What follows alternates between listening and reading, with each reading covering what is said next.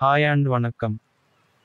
நடிகர் ரிஷப் ஷெட்டி இயக்கி நடிக்கும் காந்தாரா ஏ லெஜெண்ட் பட போஸ்டர் வந்திருக்கு உங்களுக்காக.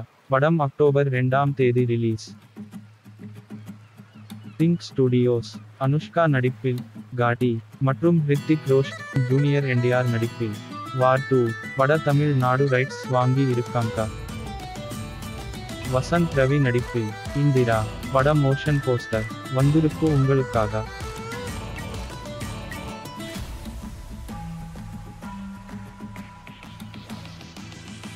டைரக்டர் தமிழ் தயாளன் இயக்கத்தில் கேவி பட ட்ரெய்லர் ரிலீஸ் ஆகிருக்கு.